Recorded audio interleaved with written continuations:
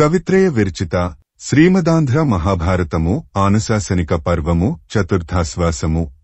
కూతికర్త తిక్కన సోమయాజీ 1275–1260 సంవత్సరముల మధ్య ప్రచురణ తిరుమల తిరుపతి దేవస్థానములు 2013వ సంవత్సరము.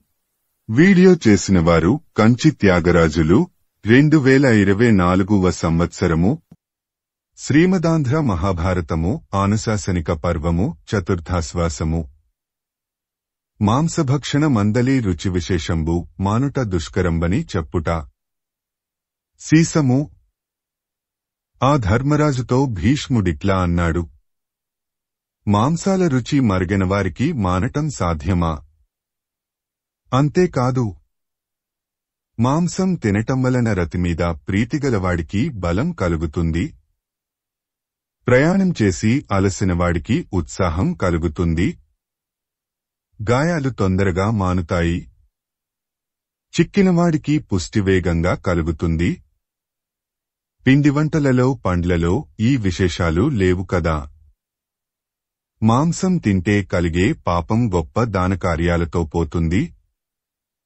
యజ్ఞాలలో పశువును ఉపయోగించటం వేదం అనుశాసనం కనుక దైవపితృకార్యాలలో ఉపయోగించిన మాంసం వలన దోషం కలుగదు. ఇట్లుగాన మాంసం తినటం పెద్ద తప్పు కాని సందర్భాలు కూడా ఉంటాయి. అగస్త్యుడు రాజులకు వేటను విధిగా చెప్పాడు.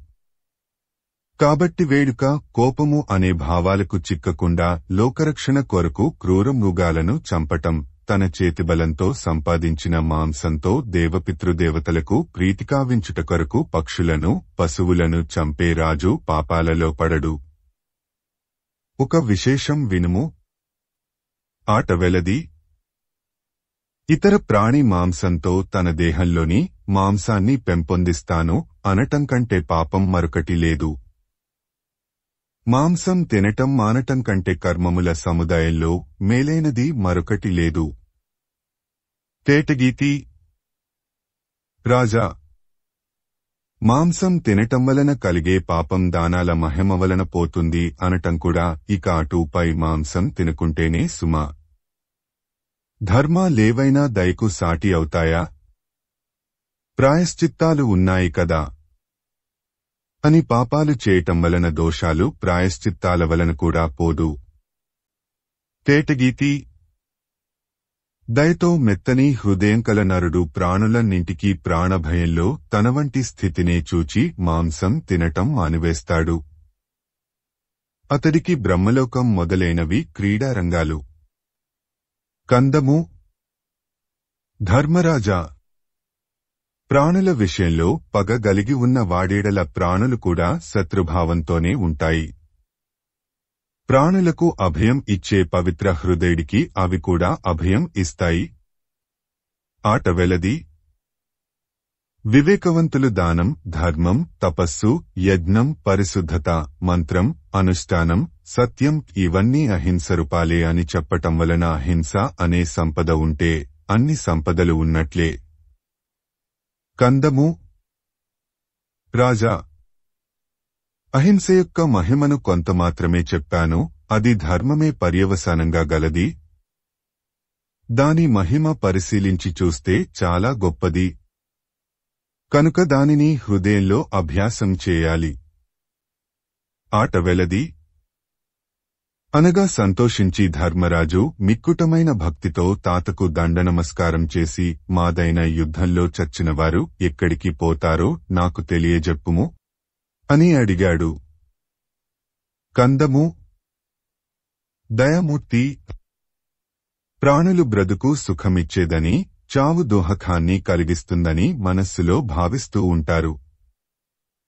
ఉన్న ప్రాణాన్ని వదులుకొనటం చాలా అరుదు. కనుక అట్టివారిని గూర్చి అడిగాను. కందము. అని అంటే మంచివాడా, నీవు చాలా చక్కగా భావించావు. ఒక పురుగునకు వేదవ్యాస మహర్షికి జరిగిన సంభాషణ చెప్పుతాను వినుము. వచనము. ఆ సంభాషణ చేత నీవడిగిన విషయం స్పష్టంగా తెలుస్తుంది అని పలికి భీష్ముడిట్లా అన్నాడు. కందము. యోగులలో శ్రేష్ఠుడు, జంతువుల హృదయాల తీరులను చక్కగా తెలుసుకొనగలవాడు అయిన వేదవ్యాసుడు బండ్లు నడిచేదారిలో ఒక పురుగు వేగంగా పరుగుతీస్తూ ఉండగా చూచాడు. వచనము: చూచి దానిని ఆపి, ఆ వ్యాసభగవానుడు ఆ పురుగుతో, నీవు భయంతో మిక్కిలి వేగంతో పారిపోతున్నావు. దీనికి కారణం ఏమిటి అని అడిగితే ఆ పురుగు ఆ ముని శ్రేష్ఠుడితో ఇట్లా అన్నది: తేటగీతి మహాత్మా, మీద వేగంగా బండ్లు వస్తున్నాయి. వాటి పట్టాల చప్పుళ్ళు, ఎడ్లను పూనికతో తోలే జనాల అరుపులు విని నా గుండెలో గుబులు పుట్టింది. వచనము: బ్రతుకు ఎంతో సుఖమైనది, చావు మిక్కిలి దోహకాన్ని కలిగించేది కదా. కనుక. వచనము: సందడిలో దేహం నలిగిపోతుందనే కంగారుతో ప్రాణం పోయే పని కనుక తప్పించుకొని తొలగిపోతున్నాను. భావిస్తే ప్రాణభీతి ప్రాణికి తక్కువది కాదు కదా.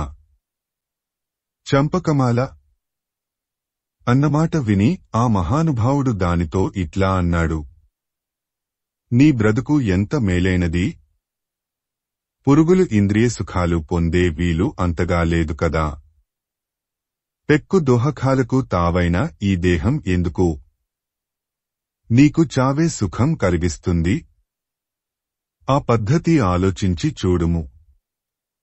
వచనము: అని అనగా ఆ పురుగు ఇట్లా అంటున్నది: తేటగీతి మహాత్మా, పురుగులకు విషయసుఖాలు పొందే వీలులేదనే విద్య ఉన్నదా? అవి కూడా తమ దారులలో సుఖాలననుభవిస్తాయి. అట్లాగే చావు భయానికి కారణం అవుతుంది. వచనము: నీవు నా మనస్సును పరీక్షించావు కాని ఈ చిన్న విషయం నీకు తెలియనిదా? అది అట్లా ఉండనిమ్ము. నా సంగతి వినుము. నేను వెనుకటి జన్మలో ఒక శూద్రుడను, గొప్ప ధనం కలవాడను. సీసము, ఆచారం లేకపోవటం, అత్యాశ, ఇతరుల ధనాన్ని కోరటం, క్రౌర్యం, వినయం పాటించకపోవటం మొదలైన చెడు లక్షణాలకు నివాసభూమిగా ఉన్నాను. అయినా తల్లికి ఎక్కువ భక్తితో ఎప్పుడూ ప్రీతి కలిగించాను. ఒకనాడు ఒక బ్రాహ్మణుడు అతిథిగా వస్తే అతడిని గౌరవించాను. దానివలన పూర్వజన్మ స్మరణ కలిగింది. మంచి కర్మం సుఖం కలిగిస్తుంది అనే సంగతి ఇప్పుడు నాకు తెలిసింది. మునీశ్వర, దయతో నాకా విషయం తేటతెల్లంగా చెప్పుము అంటే అతడు బుజ్జగింపుతో, ఆ జంతువు చూచి నీవు చెప్పటం ఎందుకు? పాపాల సముదాయం వలన నీవు పురుగు అయిన సంగతి నాకు తెలుసు. నీవు చేసిన పుణ్యకార్యాలు కూడా నేను గుర్తించాను. ఆ మంచి పనికి సంతోషించి కదా నీతో సంభాషణ చేశాను. నాదైన గొప్ప తపస్సు చేత నీ పురుగుతనాన్ని పోగొడతాను. నీవు విచారం మానుము. తపశ్శక్తిని మించిన శక్తులు లేవు. మనుష్యజన్మం పొంది మంచి పనులు చేస్తాననే కోరిక నీకు కలగటం కూడా మంచిదే. ఇది కర్మభూమి. మనుష్యులు ఇక్కడ చేసిన మంచి పనుల వలన దేవతలవుతారు, పాపకార్యాల వలన పురుగులుగా పుట్టుతారు అని చెప్పి ఇంకా ఇట్లా అన్నాడు: కందము, ఆ పుణ్యాలు కలగటం వలనే నీకు పూర్వజన్మ గుర్తుకు రావటం, నన్ను చూడగలగటం కలిగాయి. సంకోచపడకుము. నీకు ఉన్నత స్థానం ఇవ్వటానికి అంగీకరించాను. వచనము: ఆ తీరు వినుము. శ్రీమదాంధ్ర మహాభారతము ఆనుశాసనిక పర్వము చతుర్థాశ్వాసము. వేదవ్యాసుడు గీటంబునకు నుత్తమ జన్మంబులు గలుగననుగ్రహించుట. ఆటవెలది. జంతుజన్మలు, శూద్ర, వైశ్య, క్షత్రియ జన్మలు క్రమంగా పొందుము. ఆ అన్ని జన్మలలో నీ హృదయానికి పూర్వజన్మజ్ఞానం కలిగే శక్తి ఇచ్చాను. దాని వలన ధర్మశ్రద్ధ కలవాడవు కమ్ము. కందము, ఇట్లా పలికి వ్యాసుడు దయ పూని అమృతధార వంటి చూపును ఆ పురుగు దేహం మీద సారించాడు. అప్పుడు సర్వభూతాలు ప్రీతి పొంది ఆ మహర్షిని కొనియాడాయి. కందము.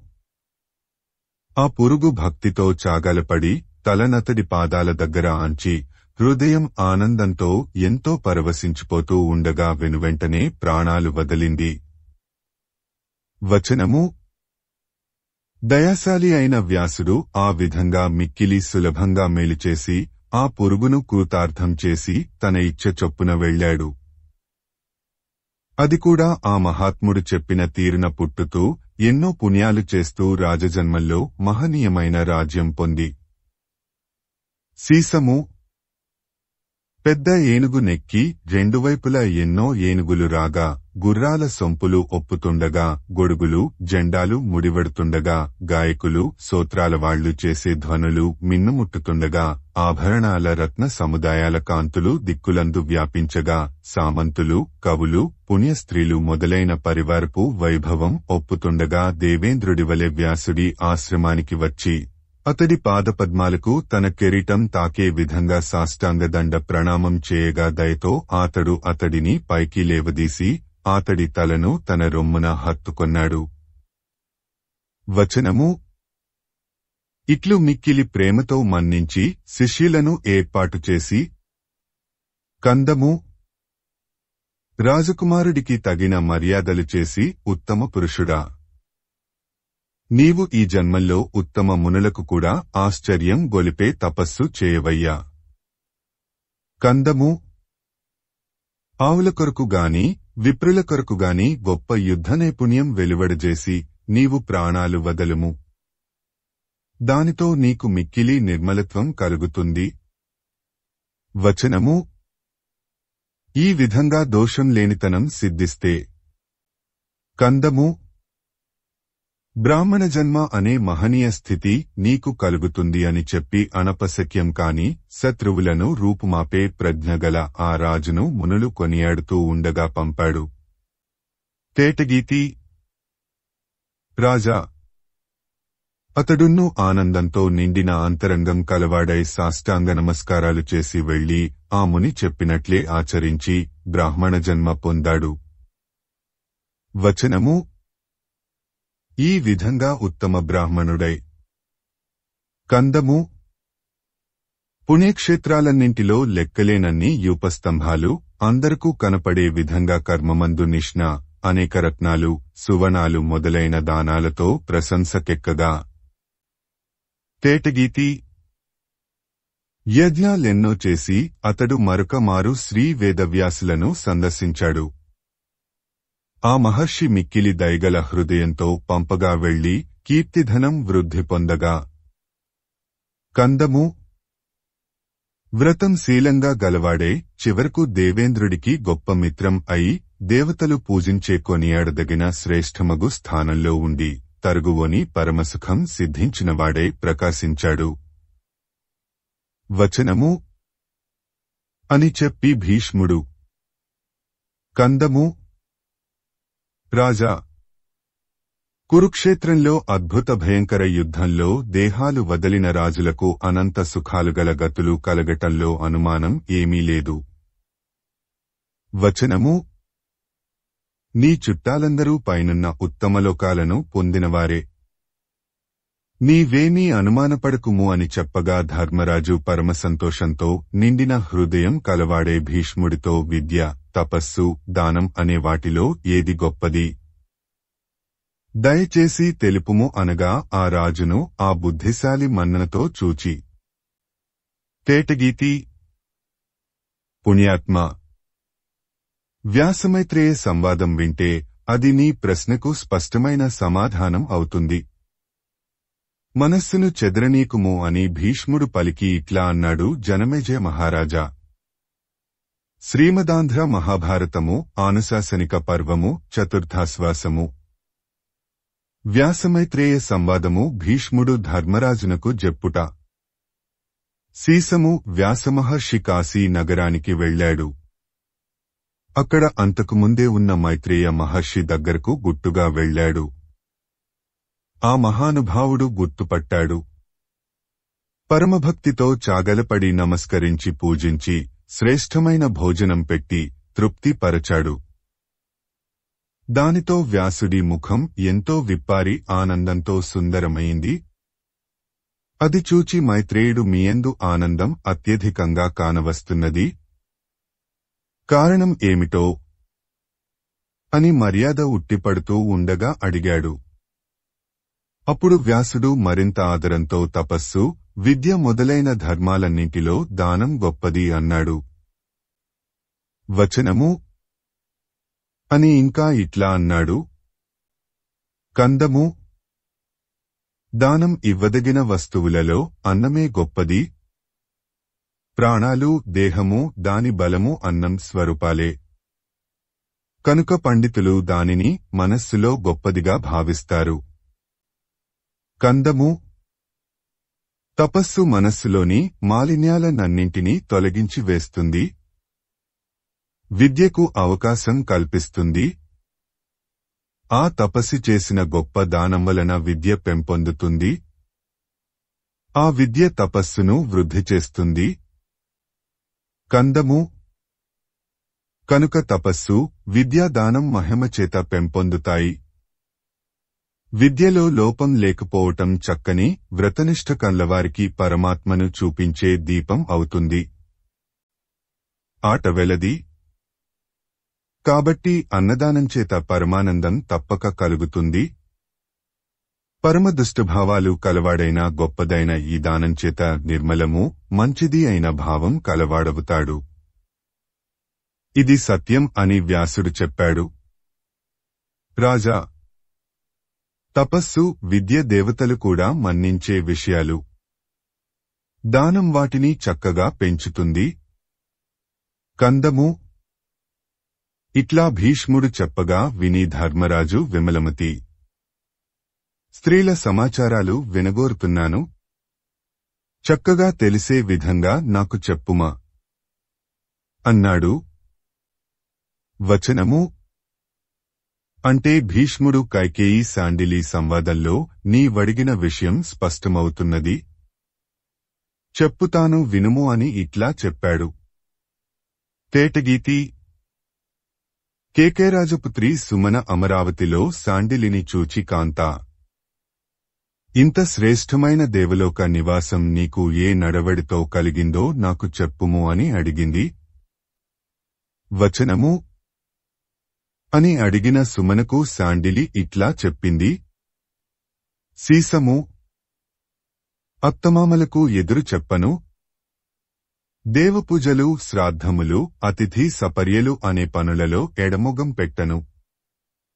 మంచి నడవడికతో ఉంటాను. వీధివాకిలి తెలియకుండా ఉంటాను. పకపక నవ్వను. పరిశుద్ధ బుద్ధితో విద్యగలవారికి భిక్ష పెట్టుతూ తక్కిన పనులు చూచుకుంటాను. భర్త ఇంటికి వచ్చినప్పుడు పీట వేయటం, కాళ్లకు నీళ్లు ఇవ్వటం మొదలైన పనులు నేనే అనుకూల భావంతో చేస్తాను. బిడ్డలను తీర్చిదిద్దటం అనే పనిని వదలను. ఎక్కడైనా చెడ్డతనం కనిపించినా తిట్టను. నాకు ప్రియమైనదంటూ వేరే ఏమీ లేదు. భర్త ఇష్టపడే వంటలు చేసి పెట్టుతూ ఉంటాను. చంపకమాల భర్త ఏ పనిమీదనైనా పొరుగుళ్లకు పోతే ఆనాటి నుండి తిరిగి వచ్చేవరకు పువ్వులు, మైపుతలు, మంచి చీరలు, నగలు, రుచి పాకాల భోజన పదార్థాలు ఆదరింపను. ఏ విధంగానూ ధాన్యపు గింజలను, అన్నాన్ని వ్యర్థపరచను. బంధువులకు తగు విధంగా ప్రీతి కలిగిస్తాను. కందము ఆవులు మొదలైన ప్రాణుల సుఖజీవనాన్ని పరీక్షించి సాగిస్తాను. ఇంటి సంపద సాగుబడి విషయంలో భర్త హృదయం కలతపడే విధంగా ఒక్క మాట కూడా పలుకను. తేటగీతి భర్త నిత్యాగ్నిహోత్రి కనుక అగ్నిని ఓపికతో కాపాడుతూ ఉంటాను. రహస్యాన్ని బయటపెట్టను. కడుపుతో ఉన్నప్పుడు నోటి రుచులనన్నింటినీ దూరంగా ఉంచి బిడ్డకేవి మేలు చేస్తాయో వాటినే భుజిస్తాను. కందము అని చెప్పింది. రాజా ఆ విధంగా ప్రవర్తించిన ఉత్తమ వనిత ఇహపరలోకాలలో రెండింటిలో శాశ్వత సుఖం పొందుతుంది. ఆ ఇల్లాలు అరుంధతి వలె ప్రశంసకెక్కుతుంది. కందము రాజా ఈ కథను పర్వపు రోజులలో భక్తితో చదివేవారు పుణ్యపురుషులవుతారు. మేరులేని ఆయువును సంపదను పొందుతారు. కడకు దేవతలవుతారు. వచనము అన్నమాట విని ధర్మరాజు అన్ని శాస్త్రాల సారము మిక్కిలి గొప్పది అయిన ఆచరణ ఏమిటి? తాత దయచేసి చెప్పుము అని కోరాడు. భీష్ముడు మిక్కిలి దయకు లోబడినవాడై నారద పుండరిక సంవాదం వినుము. దానివలన నీవడిగిన విషయం తెల్లమవుతుంది. తీర్థాలు సేవించటం జపం చేసుకొనటం శీలంగాగల పుండరికుడనే మహర్షి ఒక చోట నారదుడిని చూచి భక్తితో మ్రొక్కి నీవడిగినట్లే అడిగాడు. అప్పుడు నారదు బిట్లా చెప్పాడు. శ్రీమదాంధ్ర మహాభారతము ఆనుశాసనిక పర్వము చతుర్థాశ్వాసము. నారద పుండరిక సంవాదం బను పరమేతిహాస ప్రకారము. సీసము బ్రహ్మ సులభమైన తీరులో గొప్ప అర్థంతో చెప్పిన పరమధర్మం ఒకటి ఉన్నది. అది పుణ్యబుద్ధి కలవాడు వినదగనది, పరిపూర్ణంగా తెలియదగనది. దానిని వినుము. ప్రకృతి అనే 24వ తత్వం ఒకటి ఉన్నది. దానికి తరువాతి తత్వం జీవాత్మ. అతడు సర్వభూతాల స్వరూపం అయినవాడు. నరుడు అతడి వ్యవహారనామం. అతడి వలన ఏర్పడిన తక్కిన తత్వాలన్నీ నారములు. అతడు నారములు స్థానంగా గలవాడు. కనుక నారాయణుడు నారాయణ. ఆ ప్రభువు విశ్వమంతటినీ పుట్టిస్తూ మరల తనలో లీనం చేస్తూ విభుడు అవుతున్నాడు. కందము ఆ నారాయణుడు పరమబ్రహ్మము, పరతత్వము, పరమపదము, ఈశ్వరుడు, విష్ణువు అనే పేర్లతో విశ్వమంతా నిండి వెలుగుతూ ఉంటాడు. ఆట వెలది. ఆ నారాయణుడే వాసుదేవుడు, ఆత్మ అనే పేర్లతో ఉపనిషత్తుల మాటల చేత తెలియవస్తూ ఉంటాడు. నరుడికి కూడా అవి వేరు పేర్లు, కాని అర్థంలో మాత్రం భేదం లేనివి. ఆట వెలది. సర్వశాస్త్రాల వాక్యాలను పరిశీలించి గట్టి వివేకంతో దానిని చక్కగా తెలుసుకొని ఇది ఒక్కటే నిర్ణయించబడింది. ఎల్లవేళలా నిష్ఠతో నారాయణుడిని స్మరిస్తూ ఉండాలి. వచనము కనుక కందము మనుజవరా ఇదే అనుష్ఠింపవలసిన వాటిలో అన్నింటికంటే ఉత్తమమైనది.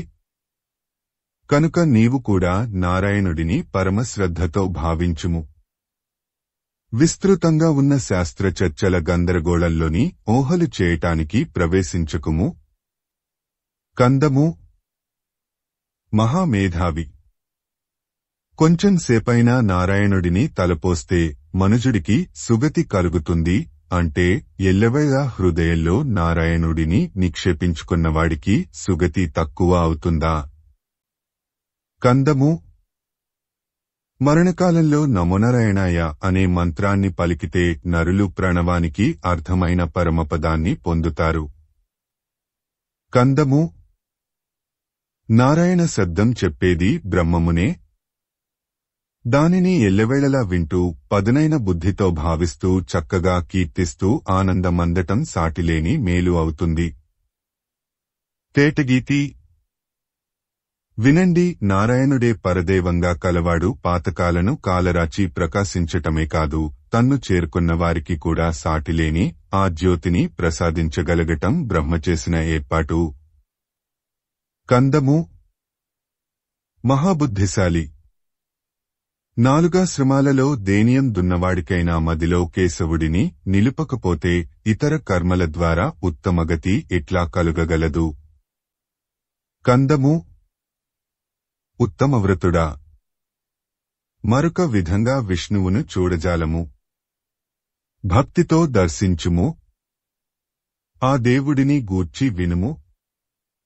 భక్తవత్సలుడు అనే నామం ఆయనకు ఉన్నందువలన అతడు భక్తులకు కానవస్తాడు. కందము. రాజా, ఈ విధంగా ఈ నారదుడు బోధిస్తే ఆ నిష్ణాపరుడు చెదరని చిత్తంతో భక్తిగల మననంతో ఎల్లవేళలా నారాయణుడిని అర్చిస్తూ ఉంటాడు. తేటగీతి. శంఖము, చక్రము, గద, సార్ంగము అనేవాటిని 4 చేతులతో ధరించిన స్వామి పద్మపత్రముల వలె విశాలమైన ఆర్ద్రమైన కన్నులతో విరాజిల్లువాడు, కిరీటకుండల కాంతులతో చూడముచ్చట అయినవాడు, శ్రీవత్సమనే పుట్టుమచ్చతో విరాజిల్లు రొమ్ము కలవాడు, కౌస్తుభమణి కాంతులతో వెలిగిపోయేవాడు అయిన శ్రీమన్నారాయణుడిని కలలో చూచినవాడు. కందము. బహుకాలం ఆ రూపం మనస్సులో నిలిచిపోయిన వాడవుతాడు. దానిచేత చూడని పదము, పొందని శుభమూ ఉండదు. రాజా, నీవు కూడా పరమభక్తితో విష్ణువును సేవించుము. కందము అని చెప్పగా విని ఆనందలహరిలో హృదయం తేలిపోతూ ఉండగా ధర్మరాజు ఒడలంతా పులకలు వ్యాపించగా భీష్ముడికి ప్రణామం చేశాడు. వచనము. నమస్కరించి భీష్ముడితో దానము, ప్రియభాషణము అనే రెంటిలో ఏది ఎక్కువ ప్రీతి కలిగిస్తుంది చెప్పవు అని అడిగితే భీష్ముడా రాజుతో ఇట్లా అన్నాడు.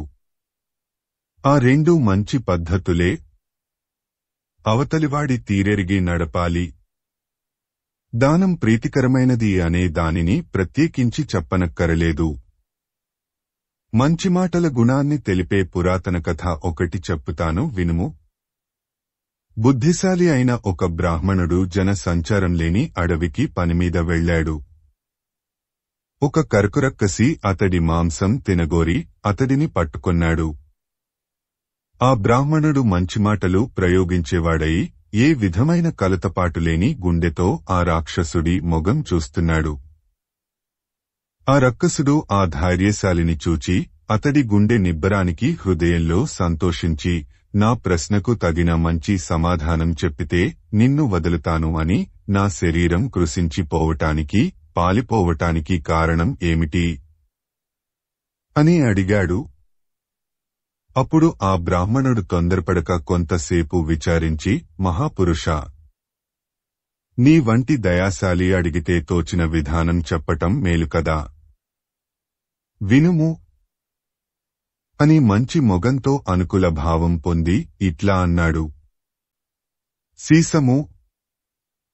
బంధువులను నీ చెడు స్వభావంతో వదిలి తరువాత బాధపడటం, దారిద్ర్యం కలిగినప్పుడు ఎన్నటికీ లభించని గొప్పధనాలు కోరటం, మొగమోటం వలన పరుడు పెట్టిన బాధలను నీవనుభవించగా వాడు నేను జయించానని పొంగిపోవటం, జాలి తలచి నీవు మేలు చేయగా ఆ మేలు పొందినవాడు అది తన పరాక్రమమే అని చెప్పటం, పాడుబుద్ధి కలవారు నిన్ను పొగడుతూ ఉంటే సిగ్గుపడుతూ పండితుల మెప్పు కొరకు చూస్తూ ఉండటం, వీటిలో ఒకదానిచేత కృశించటం, పాలిపోవటం కలుగుతాయి. వచనము.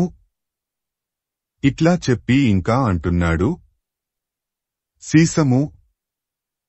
నీవు తగు విధంగా పలికనదానిని సభ, పెద్దల సంఘం ఒప్పుకొనకపోవటం, నీ తప్పు నీ భార్యకు తెలిసి ఆమె కుమిలిపోతూ ఉంటే నీవు సముదాయించలేకపోవటం, నీ సొమ్మును కొట్టివేయాలని ఇతరుడు కనిపెట్టుకుని ఉంటే దానికి ఏది దిక్కు అని నీవు ఆలోచిస్తూ ఉండటము, దుర్మార్గుడు చాటున నిన్ను గూర్చి చేసిన నిందలను నీ బంధువులు నిజాలని భావించటం, నీవు దొడ్డ పనులు చేస్తూ ఉంటే నీ చెలికాండ్రు నిన్ను మాయలవాడినిగా భావించటం, నీ హృదయంలో ఉన్న పెనుదహకాన్ని బయటపెట్టుకొనకపోవటం, వీటిలో ఒకటి క్షీణతకు, పాలిపోవటానికి కారణం. వచనము. ఇట్లా చెప్పి ఇంకా చెప్పుతున్నాడు. సీసము.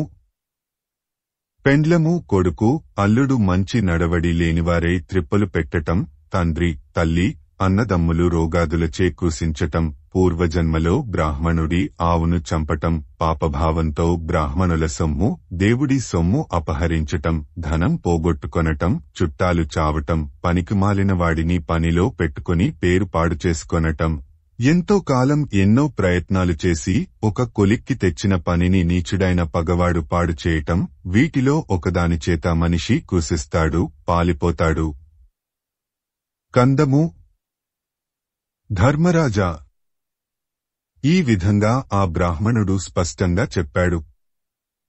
అది విని ఆ రాక్షసుడు మెచ్చుకొని అతడిని విడిచిపెట్టాడు. మంచి మాటల తీరు ఇటువంటిది. ఇంకేమి కావాలో అడుగుము. వచనము. అనగా ధర్మరాజు భీష్ముడి ముఖం మీద చూపు నిలిపి చేతులు మూర్చి తలపై పెట్టుకొని, తేటగీతి మహాత్మా, మమ్ములను సంసారం అనే మహాసముద్రం ఒడ్డుకు చేర్చే ఓడ నీ దయావిశేషమే. అన్ని పాపాలను హరించే ఒక ప్రాతకాలపు గాథను వినగోరుతున్నాను. కందము. మాననీయ చరిత. ఈ శ్రీకృష్ణుడు మునుల యొక్క, రాజుల యొక్క సమక్షంలో నీవు చెప్పేదానిని వినటానికై నిండైన ప్రీతితో వేడుకతో నిన్ను ఉపాసిస్తూ ఉన్నాడు. కందము. నేను మా తమ్ముళ్ళు పరమానందంలో తేలిపోయే విధంగా మునులు, రాజులు పులకాంకురాలు పొందగా మంచి కథ చెప్పటంలోని ఆసక్తిని ఆదరించుము. వచనము. అనగా భీష్ముడు. కందము. గుణనిధి. పుణ్యమైన పురాతన చరిత్రను నీకు చెప్పే పుణ్యాన్ని దయాసముద్రుడు, అన్ని లోకాలకు రక్షకుడు అయిన శ్రీకృష్ణ పరమాత్మ వినే వరాన్ని పొందాను. కందము. ధర్మరాజా! శ్రీ వేదవ్యాసులు మొదలైన మహర్షులు, ఈ రాజవంశం వారు వినటం వలన నా గౌరవం ఎంత ఉన్నతమైనదో చెప్పటానికి వీలులేనిది, పరమపదం పొందటమే కదా.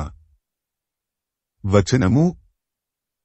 నీవడిగిన దానికొక కథ ఉన్నది.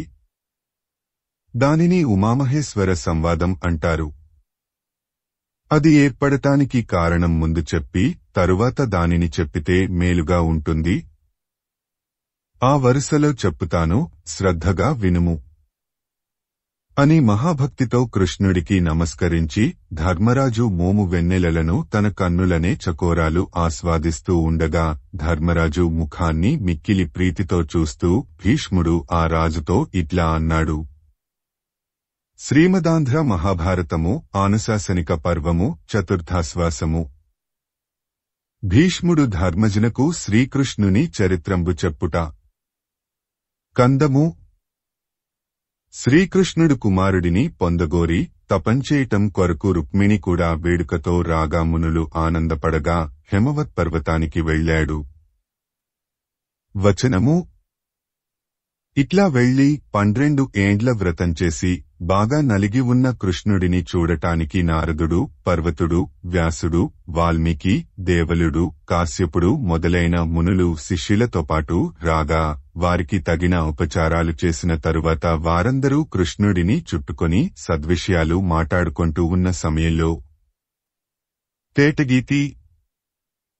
అతడి ముఖం నుండి గొప్ప అగ్ని వెలువడి మృగాలు, పక్షులు, సిద్ధులు, సాధ్యులు మొదలైన వారంతా గుండెలలో తీవ్రమైన ఆందోళన పొందుతూ ఉండగా పెద్దగా వ్యాపించి ఆ కొండ అడవులను కాల్చివేసింది. కందము. కృష్ణుడు తన శుభమైన చూపుతో ఆ మంటను మరలింపజేశాడు. ఆ అడవి మునుపటి విధంగానే ఏ వికారమూ లేనిదయింది. అది అందరికూ ఎంతో అబ్బురం అయి కనిపించింది. తేటగీతి. ఆ సంఘటనకు గుండెలో గుబులు, అచ్చెరువు కలుగగా ఆ మునులందరూ నిశ్చేష్టత పొంది బొమ్మలోని రూపాలవలె ఉండగా కృష్ణుడు వారిని చూచి. వచనము. మీరీ అగ్ని తీరు ఏమిగా తెలుసుకున్నారు? ఉన్నది ఉన్నట్లు చెప్పండి అంటే వారు భక్తితో నిండైన హృదయాలతో ఇట్లా అంటున్నారు. కందము. ప్రభూ, ఈ విశ్వమంతా ఏర్పడటం నీవలననే, అణగిపోవటం నీయందే. కదలనివి కదలేవి అయిన సమస్తభూతాల ప్రవృత్తి అంతా నీ సంకల్పానికి వశమైనదే.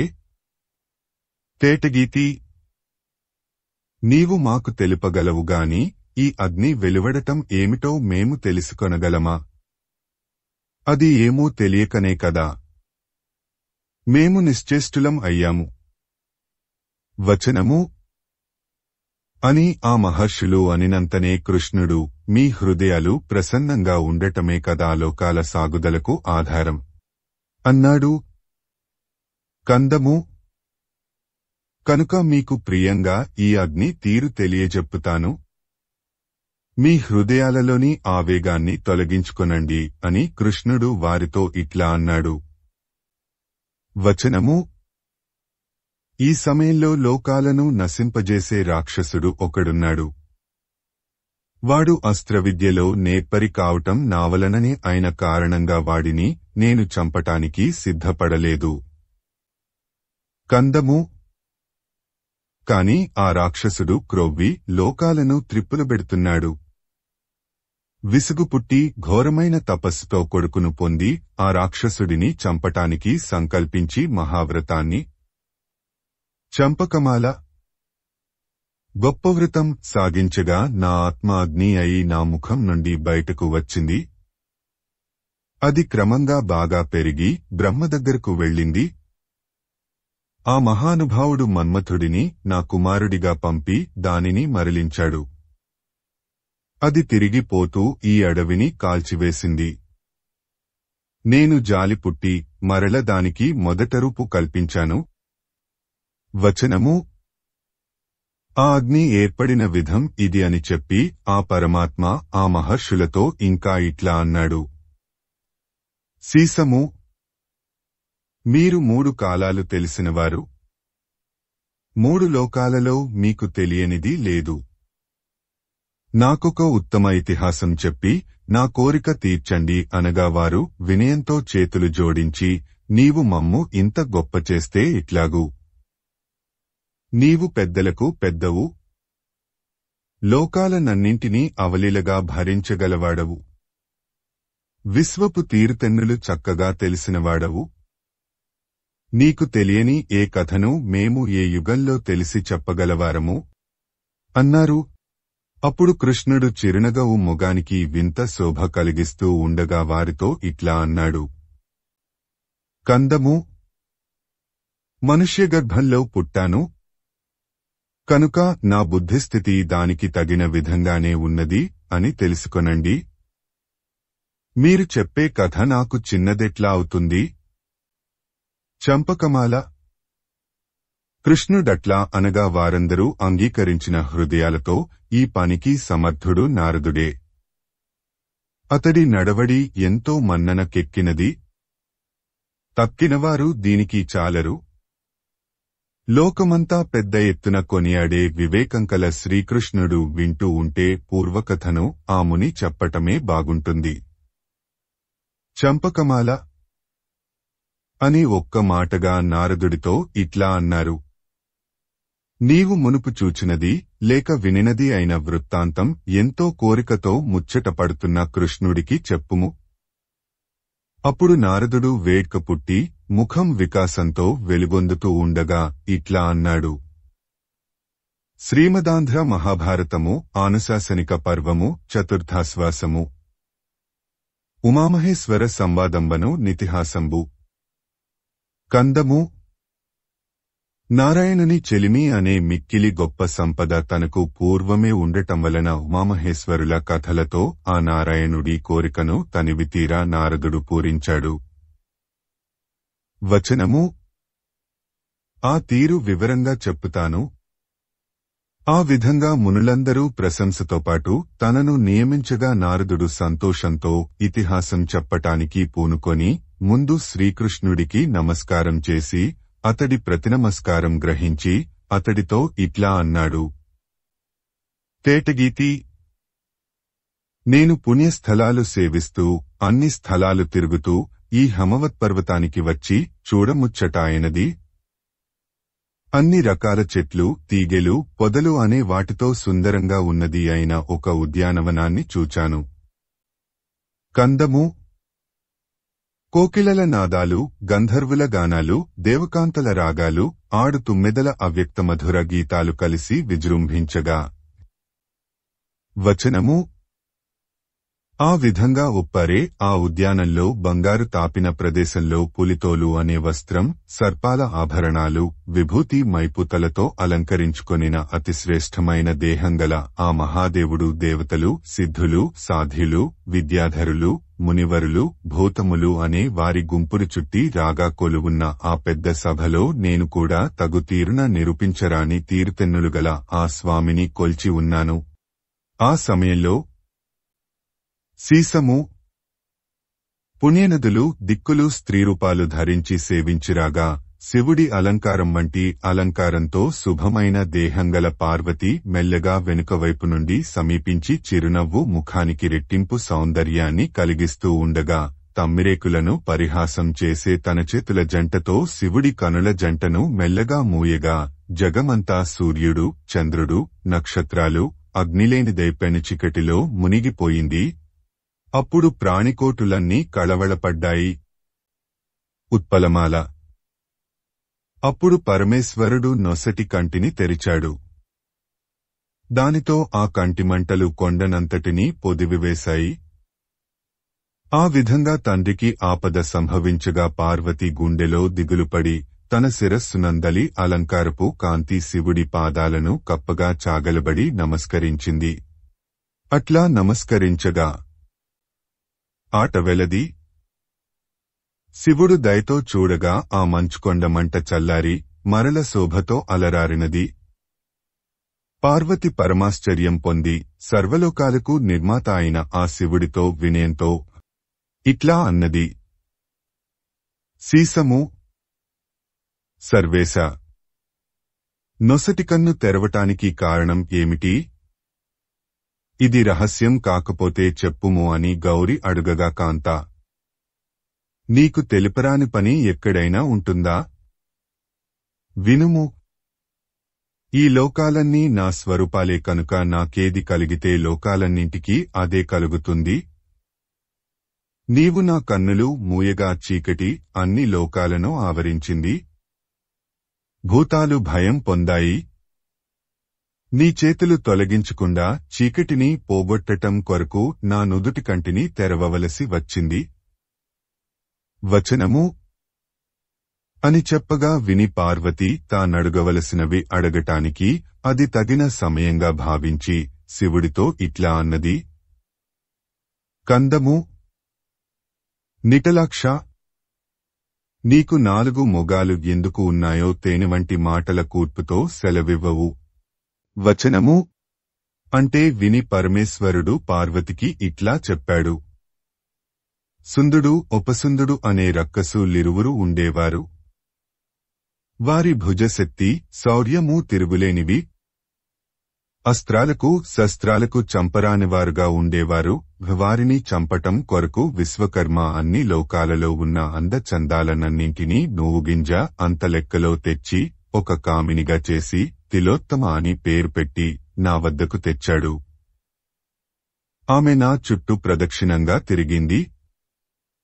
నే నాకాంత దేవకార్యం చేస్తుందిలెమ్ము అని ఆమె తిరిగిన ప్రతి దిక్కుకు ఒక్కొక్క మొగం పెట్టి చూచాను. ఆనాటి నుండి 4 మోములవాడనే ఉన్నాను. చంపకమాల. అప్పుడు పార్వతీ జగదీశ, నీకు కంఠంలో నలుపెందుకు కలిగింది అని అడిగితే శివుడు దేవతలు రక్కసులు అమృతం కొరకు సముద్రాన్ని చిలికారు. అప్పుడు ముల్లోకాలకు భయం కలిగిస్తూ ఎవ్వరికీ అనపరానిదే విషం పుట్టింది. నేను దానిని కంఠంలో పెట్టుకొన్నాను. తేటగీతి. పార్వతీ ఆ విధంగా గొంతుకలో భయంకరమైన విషం ధరించిన కారణంగా నలుపు ఏర్పడింది. బ్రహ్మ మొదలైన దేవతలు నీలకంఠుడని నన్ను కొనియాడారు. వచనము అని చెప్పి శంకరుడు ఇంకా ఏమి అడుగగోరావో అడుగుము అంటే పార్వతి నీవు పినాకాన్ని అన్ని ఆయుధాల కంటే ఎక్కువ ఇష్టంతో పట్టుకొని ఉంటావు. దీనికి కారణం ఏమిటి అని అడిగితే శివుడు భవానికి ఇట్లా అన్నాడు. సీసము. మొదటిదైన కృతయుగంలో కణ్వుడు అనే మహర్షి మహానిష్టతో తపస్సు చేశాడు. అతడి ఓడలు మునిగిపోయే విధంగా పెద్ద పుట్టి పెరిగింది. దానిమీద ఒక వెదురు కూడా పుట్టింది. ఏదో లోకసాధారణమైన గొప్పదనంతో కాకుండా మహాశ్చర్యం కలిగించే పొడవు, మిక్కిలి వెడల్పు దానికి కలిగాయి. బ్రహ్మ ఆ మహర్షికి ప్రత్యక్షమై వరమిచ్చాడు. ఆ వెదురు తాను తీసుకొని లోకాల మేలు కాంక్షించి నాకు పినాకాన్ని, విష్ణువుకు శార్ంగ అనే వింటిని, చివరి తునుకతో గాండీవాన్ని చేశాడు. వచనము: ఈ విధంగా 3 విండ్లు చేసి లోకాలకు మేలు కావించి, ఆ బ్రహ్మ ఆ 3వ వింటిని తాను గ్రహించి తన లోకానికి వెళ్ళాడు. పినాకాన్ని ఎక్కువగా మన్నించటానికి గల కారణం ఇది అని చెప్పగా, కందము అంటే విని పార్వతీ సర్వేశ్వర, ఇతర వాహనాలను ఇష్టపడక నిండు మనస్సుతో ఆదరించి ఎద్దును ఎక్కుతూ ఉంటావు. కారణం వినాలనే కోరికతో ఉన్నాను. దయతో చెప్పుము అన్నది. వచనము: అనగా శివుడు పార్వతితో ఇట్లా అన్నాడు. సీసము: నేను లోకాల మేలుకొరకు మంచుకొండ మీద గొప్ప తపస్సు చేస్తూ ఉండగా చుట్టూ ఆవులు చేరి భయం తీరి తిరుగుతూ నన్ను కష్టపెట్టాయి. అప్పుడు నేను కోపించి చూడగా అవి బాధపడ్డాయి. బ్రహ్మ దేవతలు వచ్చి నన్ను ప్రార్థించి దయపుట్టే మాటలు పలికి నాకొక ఎద్దును కానుకగా ఇచ్చి గోపతి అనే పేరు పెట్టి గోవుల బాధ తీర్చారు. అది మొదలు నేనా ఎద్దును వాహనంగా, ధ్వజంగా చేసుకుని శుభమైన సంచారం అన్ని తావులలో చేస్తూ ఉన్నాను. వచనము: అనగా పార్వతి పరమేశ్వరుడితో గొప్ప శుచి కలవి, మనోహరమైనవి అయిన నెలవులలో ఉండక శుభ్రత లేనిది, జుట్టు, ఎముకలు, పుర్రెలు, కంపు అనువాటితో చూడరాని వల్లకాటిలో నీవు ఉండటానికి కారణం ఏమిటి అని అడిగింది. అప్పుడు శివుడిట్లా అన్నాడు. శ్రీమదాంధ్ర మహాభారతము ఆనుశాసనిక పర్వము చతుర్థాశ్వాసము. శివుడు పార్వతికి ధనశ్మశానవాసతకు గారణంబు చెప్పుట. ఆట వెలది. క్రూరభూతాలు జనులను ఘోరంగా తాకి వధ చేశాయి. సమస్త జనాలు నశిస్తున్నారు. బ్రహ్మ అది తెలుసుకొని నా కడకు వచ్చి నన్ను తగు విధంగా చూచి దానికి మారుచేత చేయవలసిందిగా నన్ను వేడుకొన్నాడు. అట్లా ప్రార్థిస్తే వచనము: నిర్ణయించుకొనిన ఒక ప్రదేశంలో ఉండి లోకాలను కాపాడాలని భావించాను. అప్పుడు తేటగీతి మోక్షమందు ఆసక్తి కలవారు జనాలు లేని కారణంగా పవిత్ర స్థానం అని శ్మశానాన్ని పొగడుతారు. కనుక నాకు వల్లకాటు మీద మనస్సు కలిగింది. అక్కడ ఉండటం అందువలన కలిగింది. చంపకమాల అక్కడనే ఉండి లోకాలను మనస్సులో భావించి రక్షణ చేస్తూ ఉంటాను. సర్వభూతాలు ఒక్కచోట ఉండి కలిసి తిరుగుతూ ఉంటాయి కనుక మిక్కిలి వేడుకతో ప్రీతి పొందుతూ ఉంటాను. కనుక నా కది నివాసమైనది. పెరతావులు దానిని పోలవుగదా. తేటగీతి అని శివుడు పలుకగా పార్వతీ బూదపూత, ఎముకల, పాముల ఆభరణాలు, గొడ్డలి, శూలం అనే ఆయుధాలు అనే వాటితో మిక్కిలి తీవ్రతగల భయంకరమైన రూపం ఎందుకు ధరించావు అని అడిగింది. వచనము: అప్పుడు శివుడు పార్వతితో ఇట్లా అన్నాడు. సీసము వనిత, లోకస్వరూపం 2 రకాలు. చల్లదనం, వెచ్చదనం అనే ఈ 2 విధాలతో సకలము కూర్పబడి ఉంటుంది. ఈ జగత్తంతా సౌమ్యము, ఆగ్నేయము అనే 2 కలయికతో కూడి ఉన్నది. సౌమ్యమైన దానిని విష్ణువు, ఆగ్నేయమైన దానిని నేను భరిస్తూ ఉంటాము. ఆ 2 కలిపి ఈ విశ్వాన్ని నేను వహిస్తూ ఉంటాను. కనుక అగ్ని సంబంధమైన భావంలో తుకొనిపోయిన ఆకారం లోకం మేలుకొరకు తాల్చాను. ఇంకా ఏమీ అడగాలో అడుగుము అంటే పార్వతి నీవు చంద్రుడిని ప్రేమతో తలపై ధరించటానికి కారణం ఏమిటి అని అడిగింది. చంపకమాల పార్వతి అట్లా అడుగగా శివుడు చెప్పుతున్నాడు, దక్షయజ్ఞంలో నేను కోపగించినప్పుడు దేవతలనందరినీ హింసించాను. ఆ సందర్భంలో చంద్రుడి దేహాన్ని అడ్డదిడ్డంగా త్రొక్కివేశాను. అతడు నన్ను శరణు కోరాడు. మనస్సులో జాలి కలిగి చంద్రుడికి చేసిన కీడు ఇట్లా చేస్తే కాని పోదని భావించి తలపై ధరించాను. చంపకమాల. ఇట్లా చెప్పగా విని మునులందరూ ఈశ్వరుడి దయను, దొడ్డతనాన్ని హృదయాలలో మెచ్చుకుని పొంగి మంచి మాటలతో, భక్తి వినయాలతో, 10,000 పద్ధతులతో ప్రశంస చేశారు. గౌరి శివుడితో ఇది నాకు సమయం అని చేతులు జోడించి తేటగీతి కృష్ణ. విలాసంగా కదిలే కన్నుల కాంతులు శివుడి ముఖం మీద తిరుగుతుండగా మునుల హృదయాలు నిండు తృప్తిని తాల్పగా మెత్తని స్వరంతో ఇట్లా అన్నది, కందము శివ. వర్ణముల ఆశ్రమముల ధర్మాలను చక్కగా తెలియజెప్పుము. అవి నా చెవులతో పాటు మానవులందరి చెవులలో ప్రవేశించి వారికి పుణ్యం చేసిన తనాన్ని ఇస్తాయి. వచనము అని పలికింది. అని ఈ విధంగా పార్వతీ లోకం మేలుకొరకు వర్ణాశ్రమ ధర్మాలను పరమేశ్వరుడిని అడగటాన్ని నారద మహర్షి కృష్ణుడికి చెప్పిన తీరు భీష్ముడు ధర్మరాజునకు వివరించటాన్ని చక్కగా తెలిపితే విని, కందము మునివరా, నా హృదయంలో వేడుక మొలకెత్తి చిగురు తొడిగి పెంపుతో ఉన్నది. తరువాతి కథ విస్తారంగా తెలిసే విధంగా వినిపించుము. వచనము అని అడుగగా శ్రీమదాంధ్ర మహాభారతము ఆనుశాసనిక పర్వము చతుర్థాశ్వాసము. ఆశ్వాసాంతము. మత్తేభము. స్వామి హరిహరనాథ, నీవు స్పష్టంగా తెలిసిన జ్ఞానంచేత బాగా నిండిన ఆనందం కలవాడవు, ప్రాణులను రక్షించే కేవలభావం కలవాడవు. గంగానది, నెమలిపింఛం అనేవాటితో సుందరమైన శిరస్సుతో సుకుమారమైన వాడవు. యోగులు అనుసంధించుకొనే దైవానివి. ఆపదలు తొలగి ఉదాత్తులైన ఆశ్రిత జనాలు కలవాడవు. సంసారాదుల లంపటాలు ఏమీ లేనివాడవు.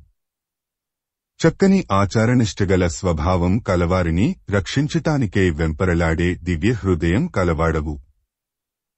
మనుష్యుల ధర్మాచరణంచేత ప్రసన్నమయ్యే హృదయం కలవాడవు. కందము స్వామి. దేహమే నేను అనే భావమే అజ్ఞానం. దానితో నిండి మోహమనే చీకటిని త్రోసివేయటంలో నీవు అనుకూలుడవు. గొప్ప జ్ఞానం కలిగిన మహానుభావులలో నెలకొని ఉన్న జ్ఞానకారుడవు. ఆనందంతో సుందరుడవు. మాలిని హరిహరదేవ, నీవు తొందరతో కూడి చేసిన తీవ్ర ధ్యానం కలవారి ఆనందవాక్కులే స్వరూపంగా కలవాడవు. తలతలలాడే చక్రము, గట్టిదైన త్రిశూలము అనే వాటి కదలికలతో ప్రశస్తమైన చేతులు కలవాడవు. సూర్యచంద్ర రూపాలైన మహోదాత్త చిత్రనేత్రాలు కలవాడవు. మహానిష్టచేత భవ్యమైన హృదయపద్మం స్థానం అయినవాడవు. గద్యము. ఇది శ్రీమంతుడు, అభయకవిమిత్రుడు, కొమ్మనమంత్రి కుమారుడు, బుధులను సేవించటంచేత ప్రకాశించేవాడు అయిన తిక్కన సోమయాజి రచించిన శ్రీ మహాభారతంలోని ఆనుశాసనిక పర్వంలో 4వ ఆశ్వాసం. ఆనుశాసనిక పర్వంలో చతుర్థాశ్వాసం సమాప్తం. కవిత్రయ విరచిత శ్రీమదాంధ్ర మహాభారతము ఆనుశాసనిక పర్వము చతుర్థాశ్వాసము. కూతికర్త తిక్కన సోమయాజి 1275–1260 సంవత్సరముల మధ్య. ప్రచురణ తిరుమల తిరుపతి దేవస్థానములు 2013వ సంవత్సరము. వీడియో చేసినవారు కంచి త్యాగరాజులు 2024వ సంవత్సరము